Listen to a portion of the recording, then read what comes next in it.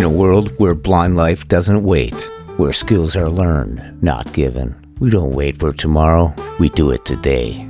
Real skills, real tools, real life. I'm Jeff Thompson, along with Liz Bottner and Tim Schwartz. This is The Blind Drive. Let's get started.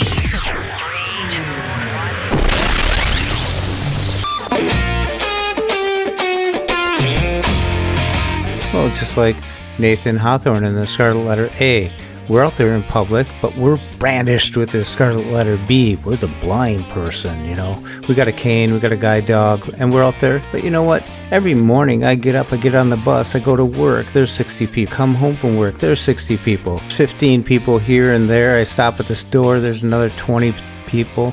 You know, I might be impacting 150 people a day, and they're seeing a confident blind guy, typically. So, am I out there being the ambassador? Am I wearing the cape? Honey, I'm going to go educate the world and put on my cape and head out there? No, I'm just being me, doing my everyday thing. And we don't need to, right? We can choose whether we want to or not, and whichever answer we choose is okay. Yeah. That gave me the different image. You mentioned a Scarlet Letter B on our chests, put it on a cape on our back.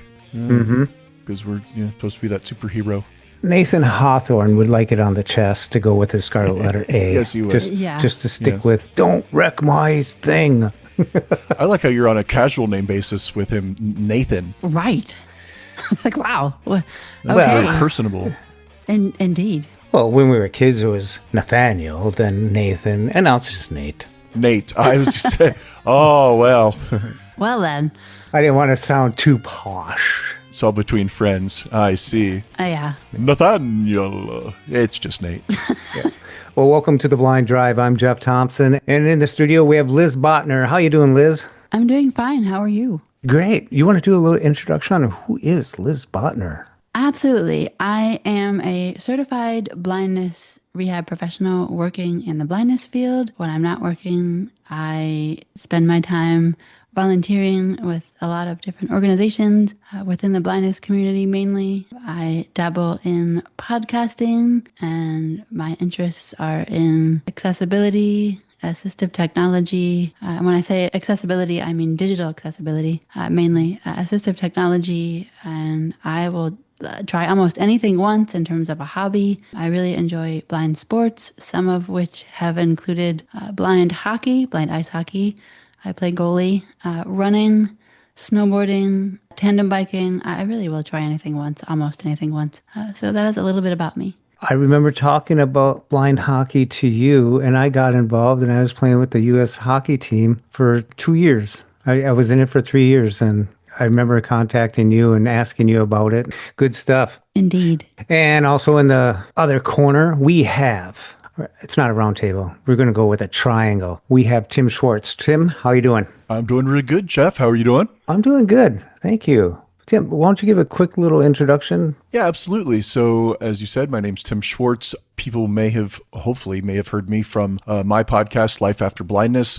I've also participated, I was with other podcasts. I was on the RNIB Tech Talk podcast for a couple of years before we moved a lot of that over to AMI in Canada to be on the Double Tap podcast over there. And I helped launch that podcast. And since I've been taking a bit of a hiatus from podcasting until Jeff reeled me back in to come over here, which I'm very appreciative of because hopefully that'll get me inspired to get back to my show. In addition to all that, I'm a proud father and husband, my wife and daughter, and I love baseball, going to Reds games here in Cincinnati. And I've spoken at a couple conventions. I've attended once. I've spoken probably more times than I've actually attended. I played beeper baseball once. I wish I had played it more.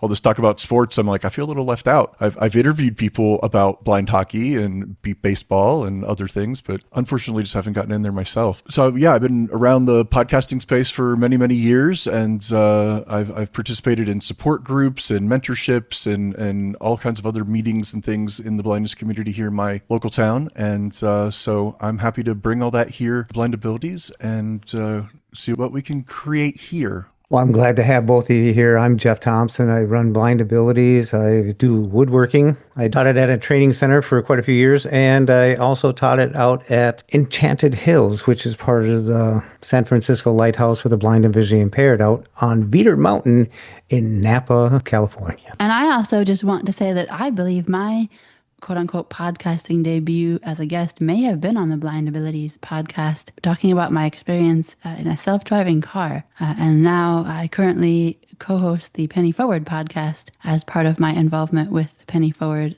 organization. That's right. That was a while back.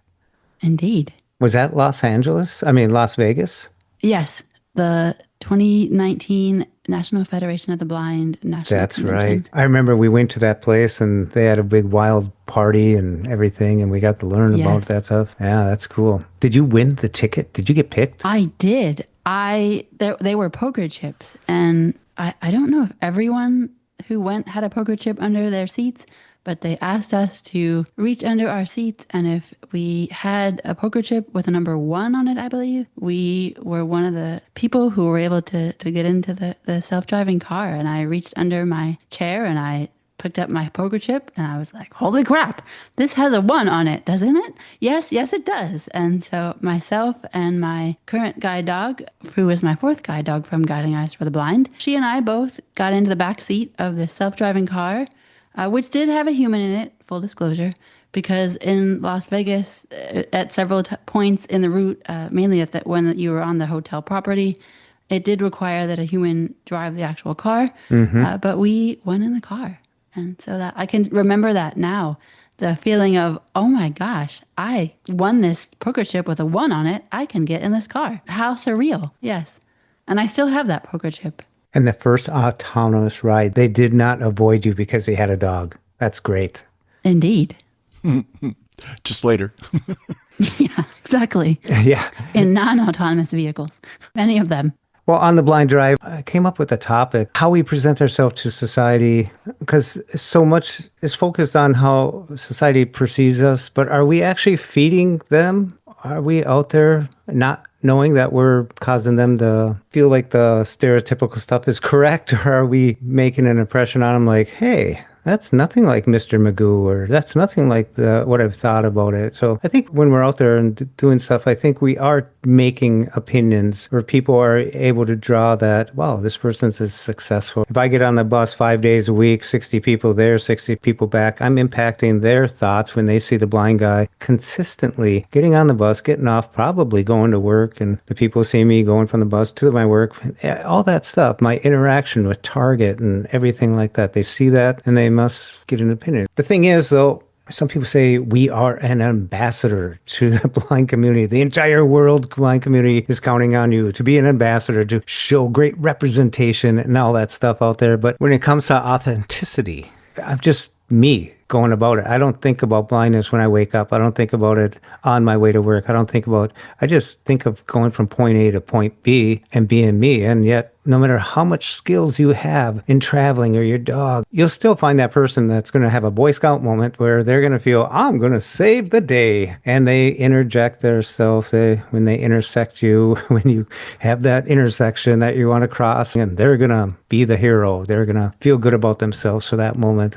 But I don't think it's just you. I don't think it's anybody else. I think it's just anybody. Even if you're the greatest cane traveler in the world, they see you as a blind person, just like penguins on an iceberg. It's just penguins. You're just a blind person. So what are your thoughts on that, Liz? I think that it's a bit of both. That, yes, we absolutely can, just by our day-to-day interactions, positive interactions, of doing things, and even sometimes negative interactions, because it happens. We're human and we're allowed. Really, it's okay. We as well can have bad days. We have that ability, despite what other people may think or say to the contrary. But we can have a positive impact on people just by living our lives. That said, people are going to think what they want, And society as a whole, I feel like, does not help that cause in a positive light because of the ridiculous images that it puts into advertisements and TV shows and books in some cases and movies. Stop. But really, we can choose whether to be or not to be ambassadors. We don't have to. If we want to educate, we absolutely can. If we don't have to. But we have that power to decide when we want to and when we don't. And either answer is okay. Having said that, I do absolutely think that there is just this heavy lift that is automatically put on us because of the thought that we do have to be ambassadors even if we don't. So I think there's space for all of it, and there's just complexities in this conversation, and all of them should absolutely be allowed to have the space that they need because it's all valid. And Tim, you were told to be an ambassador. Yeah, one of the first support groups I ever went to, there was a sighted person there, worked for the organization that put on the support group, and he made I don't want to say a big deal, but he made that a talking point about us being ambassadors and representing the blindness community and saying, hey, when you're out there, out and about, people see you and they see you as the blind, not just a blind person, but they're going to maybe only have that one experience with one blind person or maybe a couple blind people over a long period of time. You don't know how often they may actually maybe not even ever meet a blind person. So you might be the one. And so you need to show them that, blind people can do things too, and that you're just like anybody else, but you can go out and do things. And I'm like, yes, like Liz was saying, that's true. And I think you should always try to be that in public, the best you can be. I don't care if you're blind or not, no matter what situation you find yourself in life. In public, in private, I guess, especially in private, I guess as well, but in public, you should be respectful and pleasant and whatever, but you're also going to have bad days. There are times where I am Mr. Magoo and I'm never Daredevil on the other end of that spectrum, but I try to aspire to be. I'd love to say that I go around every day being a superhero, the big B on my back, on my cape, or as you've said to us, Jeff, having that Scarlet Letter B on our chest, making sure everybody knows that's who I am and this is where I come from, and so expect my blindness, But I wouldn't even say I'm in the middle. Like my worst days are bumbling and problematic, and my best days aren't even close to to Daredevil as a superhero. I go about my business and I do what I can do and try to represent myself as best as I possibly can. But I'm going to have a bad day and I'm going to be grumpy or I'm going to be annoyed. And unfortunately, as a human being, sometimes that might come out. I try not to. I really try not to, especially if I'm walking around as a solo blind person. I am aware of the ambassadorship that, people put that, label on us. I'm understanding of it and aware of it, but I don't want to always have to be wearing it on my sleeve or on my shirt or cape, as it were. I just want to do what I do. And if people get a good positive reaction from that and say, hey, wow, look at that blind guy. He's able to do things and go to work and get on the bus and, navigate and go to a restaurant and whatever. And he can do all that stuff. Wonderful. Great. They get a positive image of that. And hopefully they take that away for the next blind person they come across. But if they see me having a bad day, Liz, you kind of alluded to that. It's like, there's not much I can do about that. I just have to do my best. Mm-hmm. What I want for myself and for anyone is, regardless of what day you're having, what you may or may not be having, or what you're presenting as, or maybe what you aren't presenting as because for whatever reason, be respected for your humanness, right? I want to be respected first and foremost for my humanness, and that this is just part of being a human. I'm having a bad day. I'm allowed. That should be afforded to me. And then, you know what? I'm a human and I happen to be blind. Too often, we as people who are blind or who have low vision, the blindness piece comes first, and the humanness piece, if it comes at all, sometimes it comes secondary. And I want, for me and for all of us, for the humanness piece to come first, because that really is the first part of it. Yeah, it is. Like when I'm at a convention, you have 3,000, 2,000, whatever number of people at a convention, you might feel like a penguin on an iceberg, or you might feel like just a blind guy in the mix. But when I went to the U of M at school, there's so many students on campus. I'm like, find Waldo, the blind guy, out of the blue. There, you might be able to find him or not. But if you go to a small campus, yeah, you might stand out a little bit more, but you might make more friends because it's familiar and stuff. So when you were talking about, Liz, when you mentioned you can turn it on and turn it off if you're ambassadorship and stuff, 29 times out of 30, I'll give that educational moment and I'll talk to the person and I'll give that little bit of stuff and I'll take a sip of my coffee and I'll keep talking and go with the lights and cross the road and stuff. But every once in a while, that 30th time, oh, I don't know, I can't even remember the things I've said sometimes, like the bus driver, where are you going? My friend Bob's. Boom, I'm off, So it's like, it's being a smart aleck, but I'm a human being. And I hope that people see me and not as a blind person, technically. And I think at a national convention, I've made a lot of friends with people over the years. And it wasn't because, oh, have you seen them cane travel? Those aren't the points. Those aren't the facts that I'm looking for. The thing is, it's the personality, the person behind the cane, the person behind the blindness, the person within, and that's who we are too. We're people first, and the blindness to me is just something that we carry with us, the things we carry. It's always tricky for me because I'm just shy of 6'4", carrying around this big, long, white cane, and people see me coming from miles around. So it's like, oh, there's that big, tall, blind guy, so it's like, I can't hide. I can't sneak away. But I think you're right, though. It is a matter of, putting yourself out there and how you're interacting with people. And that 30th time you're talking about, Jeff, can be really horrible. You're talking about crossing the street. I had a situation once where I got off the bus. I knew where I was because I was getting off the bus. I knew I just wanted to cross the street right where I was after the bus, went through the stoplight and, the light would be green for me to walk. I knew that's where I was going, so I could go walk down the street to my apartment. Some very well-intending person came up behind me, grabbed my shoulders, and she pushed me basically across the street, the other block, the other direction, like parallel with where the bus was be driving on the street. And so then I'm like, okay, I either have to cross back where I just started from or cross over to the opposite block from where I started from, the opposite corner diagonally, and then start traversing back down the street to go to my apartment. But I'm like, what are you doing? What lady, what are you doing? Why are you, I don't want to go this way. And she just kept saying, you go this way. You're going to go this way. I'm going to help you. And I'm like, but I didn't need help. But I could have yelled at her and cursed at her. I did question her, and my body language should have given it away that I was not comfortable and that was not what I needed. But she just kept on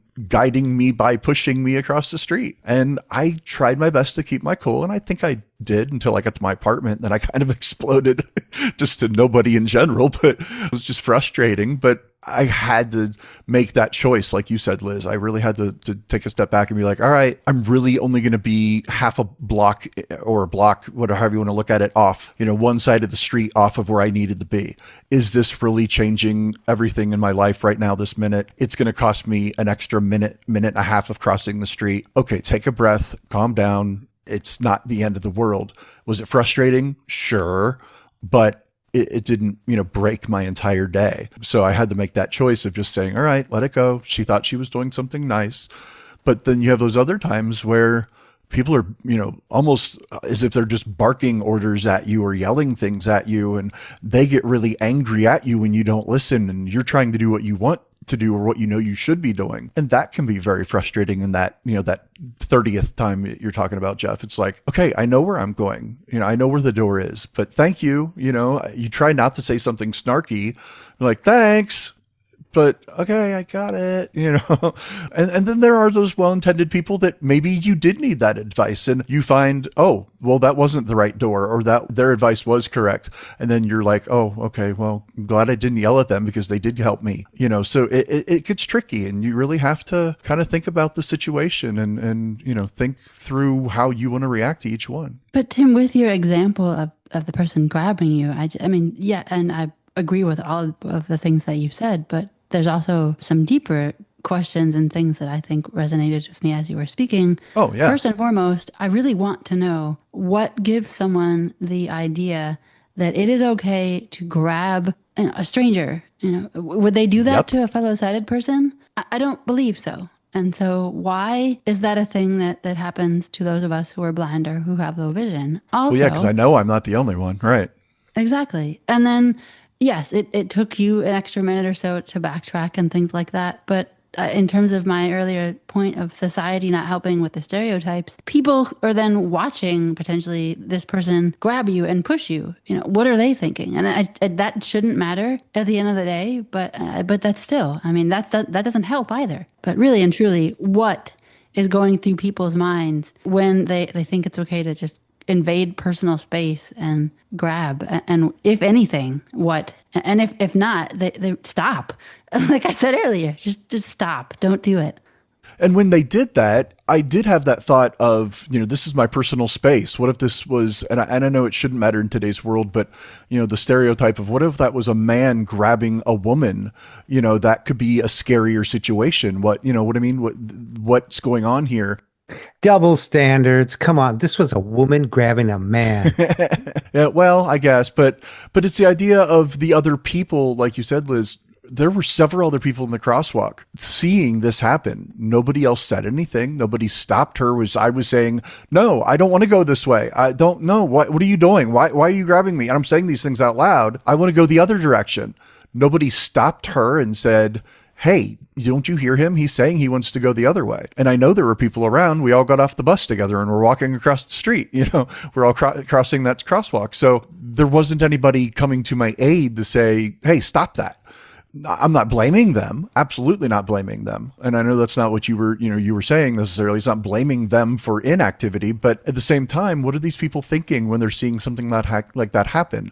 What was that woman thinking? And like I said, I can only presume she was well-intended, thought she was being helpful, but then come up to me and say, do you need help getting across the street? I've had, for that one instance with that one woman, I've had dozens of other experiences where it's, hey, do you need help getting across the street here? It's a busy intersection, or do you want me to let you know, whatever. You know what I mean? Or even, do you need help? Yes. Right. Okay. How? Yes. What help do you need? Really? Exactly. Yeah. What can I do for you? How can I help you? Exactly. And that's the education, unfortunately, that a lot of people just don't have and don't receive. One of the things I've been preaching for years is all of this starts with education. I've always said that disability studies should be something that's studied in school early and often with every other type of social type studies that we talk about. Why aren't there? I know people like ourselves or, people that are blind or deaf or otherwise disabled, visit schools and give talks and things like that. But it's like, it almost really should be part of a curriculum, if I can say the word, to educate kids early and often of blind people aren't scary. We're just like you. We just have to do things a little differently and get them young. I would push up against that a little bit. I mean, you got book smart and then you have street smart. If you're going to put yourself out there on the street, like we all do. I agree. If we're going to go out there, we have to expect some of that. So we have to have our armor on, we have to be prepared for situations like that. Not that you screwed up. She probably went to the next block and was looking for someone 6'8". She just finished a 6'4" guy. So. She just like steering tall men around. Yeah, I guess. Yeah. Yeah. So when you're out there, you're subjecting yourself to society, and society has so many interpretations of what blind people need, what blind people represent, and that they need help probably. So like Liz, you mentioned the books, the movies, all the stuff in society, the magazines, everything that people learn from and gain information from. Yes, Tim, you mentioned educating people and stuff like that, but I think being an ambassador, I think part of that is that we need to educate the people we interact with, because I tell you what, I am very seldom in a place that I don't frequent. What I mean by that is I have tendencies that I'm going to work or I'm going to a friend's house or I'm going, but if I looked at the map of me over the last 15 years, you would see some very thick lines that were probably routine type of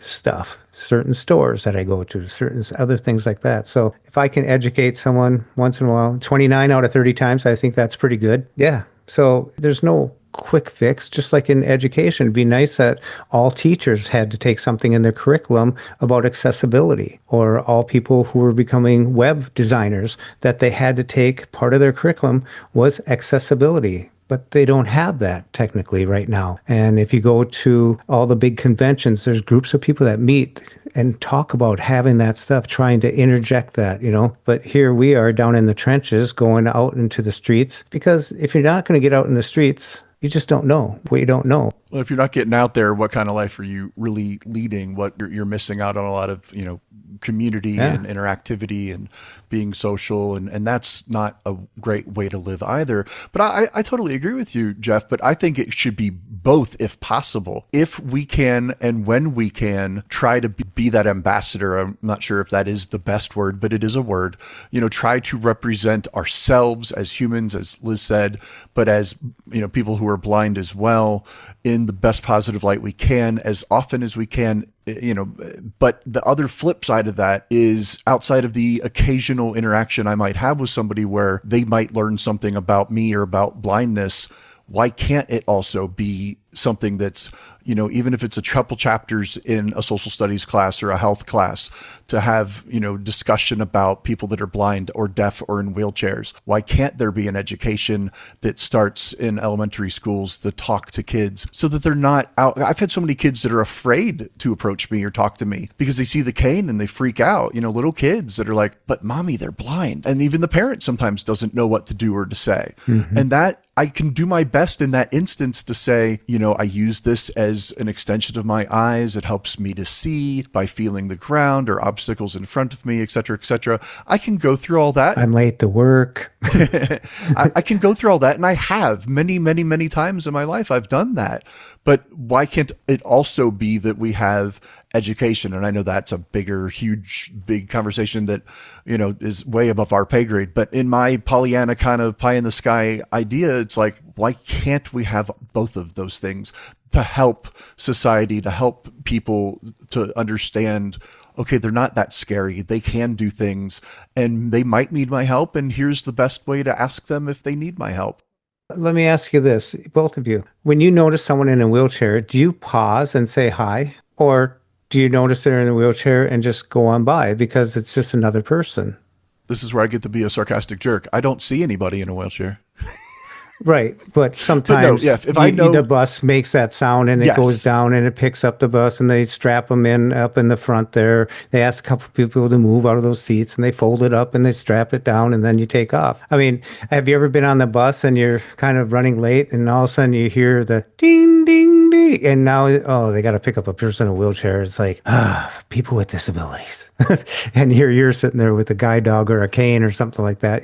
It's interesting how society works and how we work. And one of those things, if you don't get out there, this stuff doesn't bother you at all because you got a TV, you got a remote, you got a computer, you got a screen in front of you, and that's it. But if you grab the cane and walk outside and try and make it around the block once, more power to you. Do it twice, extend your block, take notes, and get further and run into this type of situations where you wonder why they think that way, because that's what makes you grow. And I think that's what really helped me get a thicker skin and get a softer touch to it, that how I do take the time sometimes to explain what's happening. But before we can get to that empathy and that understanding of a person's single, experience, somebody that's, getting their wheelchair put onto the bus or what have you, I think that starts with education. The people that are sitting on the bus going, oh God, that's going to be another 5 minutes while we load this person on the bus. They aren't obviously empathetic to that person in the wheelchair enough to know, but this is what's necessary, or maybe they do know, this is necessary, but it's having that education and that understanding and developing the empathy to say, okay, well, this is just how they have to live their life, just like I might have to accommodate things for myself. Mm-hmm. And that goes back to that understanding and that education. Absolutely. When I have been on buses and people in wheelchairs have come on the bus, I haven't said anything because I don't really know where they are necessarily to say anything. But I have always smiled inside and maybe even outwardly, I don't know. But, I'm glad that we're getting out there, and, they are just like me doing their thing. And I get annoyed at people who, have, expressed frustration that they have to move, or if they make comments. It's just like, but again, it goes back to education. And I absolutely agree that it should not all be on us.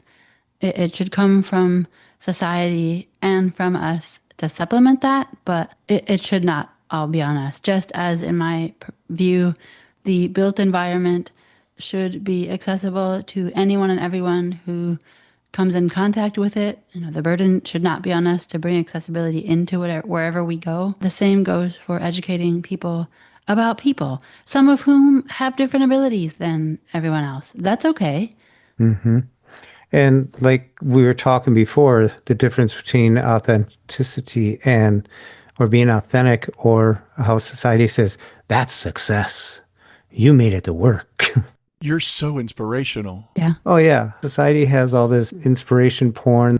I think looking back at it now, I'm smiling in a sense. No, I did not get outwardly upset with people getting on the bus with wheelchairs and stuff in the time frame. I don't think I ever was late because of anything. I take a bus. I have to take a bus, and I'm usually 30 minutes early to wherever I'm going because I'm taking the buses. And that's the nice thing about public buses. And I hope after the pandemic here that they come back a little bit now that people are starting to go back to work, because a lot of public transportation has been threatened a little bit with cutting it back. And some of us need that no matter if it's a pandemic or not. So society, we have to live with it. We have to live within it. And it's our playground. It's our earth, right? Yes, and we are allowed to own it. Also, I want to go back to the education piece.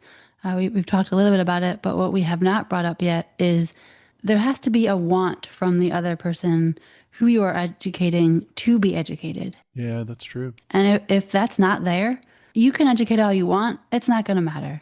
And that is when I struggle with, why should I, if it's outwardly obvious to me that it's not going to go anywhere in me educating or attempting to educate, I won't even say educating, because if they don't want to be educated, they're not going to be educated. Mm-hmm. It's within my power to say yes or no. I want to educate. I do not want to educate. And either answer is okay. But when there is no want from the other side to understand, and when there's no empathy, and when the person just doesn't care, I'm not going to do it. I'm not going to put myself through that. I'm not. And that's okay. I would have loved to have educated that lady that pushed me across the street on the wrong block, but there was no opportunity. There was nothing I could do or say that was going to tell her, even though I was saying out loud, what are you doing? I don't want to go to this corner. It didn't matter. And so I was like, well, once I get to that corner, I'm not stopping her or grabbing her and saying, hey, by the way, we need to have a conversation right now. It wasn't going to happen.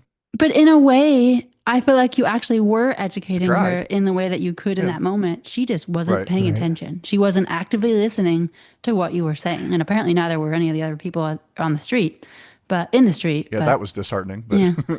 I had a great situation. I came to my typical stop. I was walking up the block and I come to a stop and traffic was going by, and the guy just was nonchalantly, he just goes, should I let you know when we can cross? I said, oh, I was just listening to that truck right there. The load shifted. And because there was a thump in the side, a box of a bigger truck that went by. And he turned to me and said, you heard that? I said, yeah.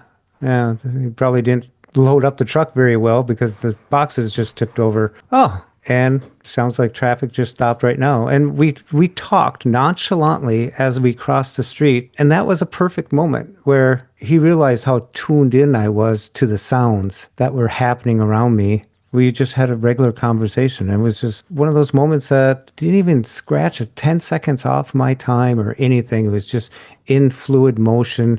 That's the type of people I wish I would meet so much more than some of the others. Yes, that's how every moment should be in my mind. It really is. Mm-hmm. Or most of them. Let's say most of them. Yeah, for most of them, right. 29 out of 30. Yeah. 29, right. Yeah, you get that nice little moment of, is there something I can help you with, or what can I do to help you, like we said before. I love those moments. Those are great because it's like, those are the ones that make me smile inside and out, outwardly smile. But like, yeah, actually, sure, you can help me. Or like Jeff said to that person, no, I'm good. I can listen for the truck. But even that simple answer tells them, I'm okay. I'm going to listen for the truck. But that said, there's an unspoken in there too of if Jeff maybe made a wrong step or there was some sort of something else going on, an obstacle of some type, he was with a person that might have offered up some sort of help, or it might have said something. And boy, if only they all could be that way. Uninvasive type of help. Yeah, I don't that's what I mind mean. that. Yeah. They're there if you need them. If you as the other person are coming at the situation with a preconceived notion of what you are going to quote unquote do or how you are going to quote unquote help, that's not helping. I think me noticing something that he probably noticed that he didn't think I could ever see or do that, and I nonchalantly just mentioned it, it put us on another level of understanding that now we were communicating, now we had conversation instead of him just coming on and just spewing something onto me that he thought that I needed, So I don't like the salesman approach to that type of thing. I like when you're just blending in. I want to be Waldo, just not too many people will even notice me. I just need to get to A to B, get my coffee, get to work, get to this, do that. And, we just get into it. I think the main thing is the people that are out there doing that, there's a lot of self-centeredshipness going on. I don't think that's a word, but self-centeredshipness. It is now. Yeah. It's okay. And we're just locked into our own thing. We're just going about our own thing. And when something intersects us and it's like, do any of you ever remember if you were sighted at one time, you're walking down a hall, someone else is coming at you, no one else is in the hall, you both go left, you both go right, and then you almost stop and one person takes an intentional step to the right, so you go around each other. It's like the timing is just impeccable, just right on. And just like, and I think sometimes in the blindness world, we're just tapping along and just come across these situations where people feel like they're stuck and they have to help, have to offer and feel good about themselves. I wonder though if there's a flip side of this, turning it on its head, where maybe there are people that want to help, and I'm optimistic that more people would want to help than there aren't, I hope, but they just don't know what to do. They don't know what to say. Yes. And so that's where you get the aggressive, I want to say aggressive, that maybe sounds too much, but sounds too aggressive. But, those people that are kind of yelling at you like, go left. No, it's aggressive. Go That's a fair go that way. assessment of that. Yeah, I mean, it's probably a fair word. And like they're trying to help, but because they don't know what you need, because they don't understand, and they're like, I want to help them, but I need to yell at them. One, because, well, aren't all blind people deaf? So they need to yell at us. But then they don't know what we can do. They don't understand what we're perceiving, like you said, Jeff, where that gentleman didn't understand necessarily what you could hear, what you could sense, what your understanding of your surroundings were. Thankfully, he asked and offered. But I think a lot of other people they're just like, you know what, I should help that person, but what do I say, or what should I do, or can I help them? And well, I'll just yell out the first thing that might be helpful, and that's obviously not the best way to handle it ever. But I wonder sometimes if those people in their best intentions just kind of get panicked or freaked out or whatever, word, and just don't know what to say, don't know what to do. And it just kind of gets blurted out, possibly aggressively. And I don't want to say that that's excusable. I'm not. But I think it could be a thing sometimes. I've talked to some people that are like, I saw a blind person and I didn't really know what to say. I wanted to help them, but what do I do? And it's like, well, what would you do for anybody else? I think for the people who are aggressive, they should go straight to jail. Do not pass go and do not collect $200. Right. Don't even collect 1,000. Right. Nothing. In this game of Monopoly blind. You'll collect nothing and like it. Right. But it's and I'm going to take St. Charles from them. Yeah. Say you see an older person having trouble and they're walking up to a building and they're going into where it's like a heavy metal door, and hopefully you're a nice, kind person with empathy and you go and get the door for them. Well, why is that different than, hey, blind person, is there anything I can do for you? Or just saying to the person, hey, can you want me to get the door for you? Would that, would it help if I get the door? It's the same idea, but for some reason, blindness freaks them out more than just, oh, it's a person with a walker or it's an older person. I remember as a teenager, there was an older lady that rode our bus, Metro bus downtown, and she got off where she would go home, and she was elderly. She was having trouble walking. She had these big grocery bags, and she, didn't really ask. She didn't even say anything. But I said, ma'am, that's a lot to carry. Would it be helpful if I carried some of those for you to your apartment? And she was so overwhelmed with appreciation and I wasn't doing it to toot my own horn or anything. It was just, I'm like, that's how I was raised, and I saw her in need and I asked if she needed help. I would hope that anybody would do that. But for some reason they see a dog or they see a cane and it's different. I don't know why. I don't know why psychologically that's different, but sometimes I feel like it makes people react differently. It does. It shouldn't, but it does. Mm-hmm. I think this is a great conversation. Something that in the back of my mind, I think I've had this conversation 100 times throughout my life. And here we are today, and it's almost the same conversation I had 15 years ago, 10 years ago, 5 years ago. And things do change, but things don't change. And every time it's just like you go back to your high school one day after you graduate and no one knows you. So that's what it's like in society. Everybody moves on and everybody goes, and it's always a continuum, and you're just injected all the time when you're down in public in a bigger city. People that just don't know. You go to a baseball game, the Reds, Tim, and what do? There's 50,000 people there, and you won't see them again. Thankfully, I've made a habit of going to enough games in my life. I actually had season tickets for a while. They weren't everyday tickets. They were like the weekend package or whatever. And so the ushers in my section, my seat that I had, for my tickets, got to know me. So when I would come up either by myself or with a friend or my wife, and they would see us coming and they'd be like, "Hey, Tim, you're back. Okay, how's it going? We got your seat ready here for you." You didn't get caught on the kiss camera, did you? No, we have not been caught on the kiss cam, although I would be with my wife, not somebody else, but that's a whole nother podcast. But no, like I got to know them and they got to know me and they understood and, that I might need a little bit of help, but not a lot. And it was always good. I think that's the best thing about getting out is because you do have a consistency, and there are some consistencies out there that you do run into people and you do notice people. And I think that's awesome. When I came out of high school and actually really kind of out of college, my grandfather, who was also blind by the time I was that age, gave me the best advice I could have ever had when I went into the workforce. I got a job in downtown Cincinnati working for a major bank. And he said to me, when you start this job, there's a particular restaurant up like a block and another half a block around the corner from where you're going to work. Pick that one or any other local restaurant and go in for breakfast or go in for lunch and be a regular, get to know the people. This is before I had lost my vision. He was already blind, so it really had nothing to do with blindness, but I was able to apply it over time because he's like, go in there and meet people sitting at the counter at the restaurant or the waitresses, the people, at the restaurant, whatever, and get to know them, get to know the vendors outside your building that are selling hot dogs or whatever, get to know those people as you go by and say hi, because you never know who you're going to see, what situation you might be in, what help you need, help they need, and just get to know those people. And it was the best advice I ever had for working in anytime I worked at a different company or new environment,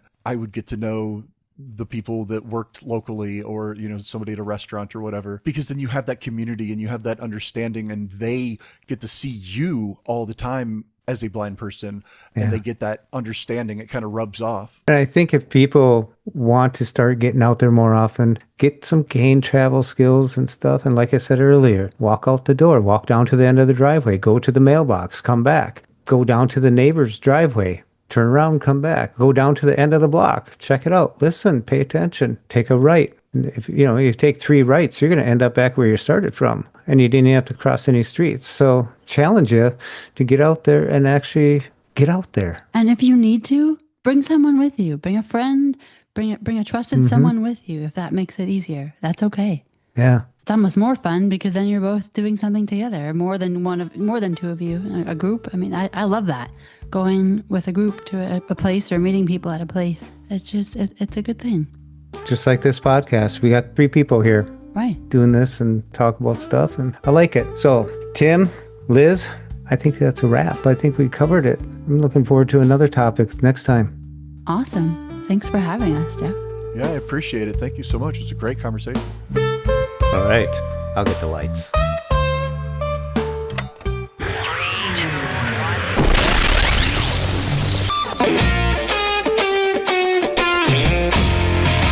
For more podcasts with a blindness perspective, check us out on the web at www.blindabilities.com, on Twitter at blindabilities, and download the free Blind Abilities app from the App Store. That's 2 words, Blind Abilities. And if you want to leave some feedback, give us some suggestions, give us a call at 612-367-6093. We'd love to hear from you. I want to thank you for listening, and until next time, bye-bye.